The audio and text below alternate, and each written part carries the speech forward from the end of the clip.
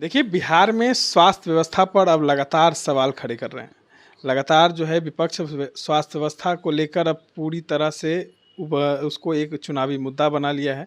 कहीं न कहीं जिस तरीके से तेजस्वी प्रसाद यादव जब स्वास्थ्य मंत्री थे, तब वो लगातार पीएमसीएच हो, बिहार के तमाम स्वास्थ्य व्यवस्था का जायज़ा लेते रहते थे। इस दौरान जो है कुछ दिनों पहले जो अधीक्षक थे उनको पहले भी तेजस्वी प्रसाद यादव ने निलंबित किया था और पद मुक्त किया था। लेकिन उसके बाद एक ट्वीट में उन्होंने इस तमाम चीज़ों को दिखाया है और बता रहे हैं कि जब हमने उसको कार्रवाई की थी तो फिर एनडीए की सरकार बनते ही जब मंगल पांडे स्वास्थ्य मंत्री बनते हैं तो फिर से उन्हें पद पर क्यों लाया जाता है जब उन पर पहले से भी कार्रवाई की गई। हमारे साथ पूर्व आईपीएस अधिकारी अमिताभ कुमार दास हैं।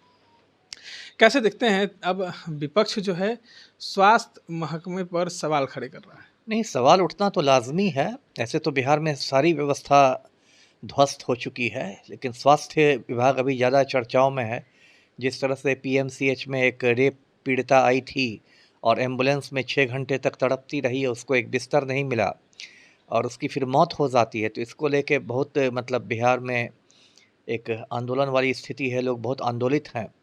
और मंगल पांडे जो स्वास्थ्य मंत्री हैं बिहार का, उनका लगातार इस्तीफ़ा मांगा जा रहा है। जब मंगल पांडे पर ज़्यादातर हमले हुए तो उन्होंने फिर जो होता है बलि के बकरे बनाए और 2 डॉक्टरों के खिलाफ एक्शन हुआ। एक तो जो पीएमसीएच के प्रभारी उपाधीक्षक थे डॉक्टर अभिजीत सिंह, उनको पदमुक्त कर दिया गया और एक एसकेएमसीएच मुजफ्फरपुर में डॉक्टर विभा कुमारी है, उनको निलंबित कर दिया गया।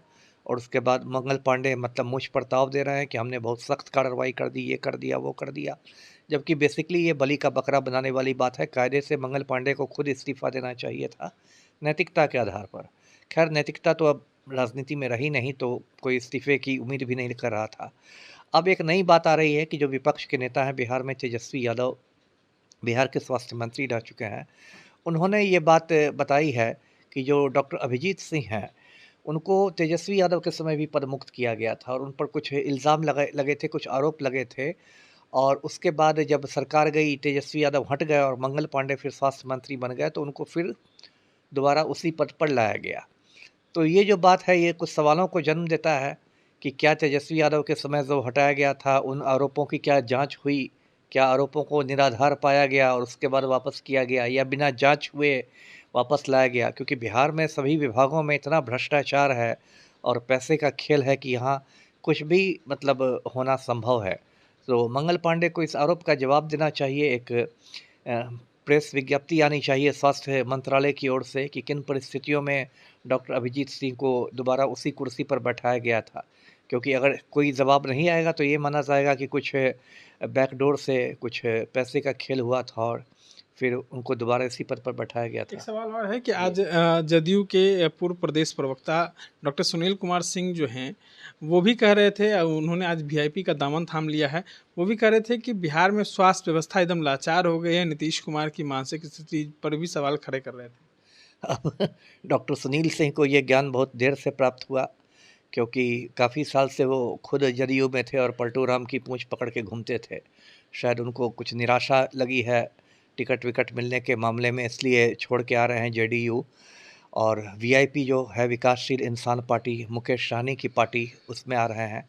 तो एक तरह से उन्होंने एनडीए को छोड़ के महागठबंधन का दामन थाम लिया है और फिर टिकट के लिए तो हाथ पैर मारेंगे ही, या हो सकता है उनको कोई आश्वासन मिला हो। ऐसे तो कोई पार्टी छोड़ता नहीं है।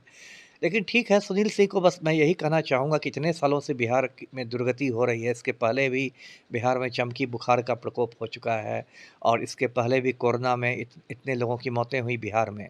उस समय तो उसी समय उनको ज्ञान प्राप्त हो जाना चाहिए था। खैर, देर आए दुरुस्त आए।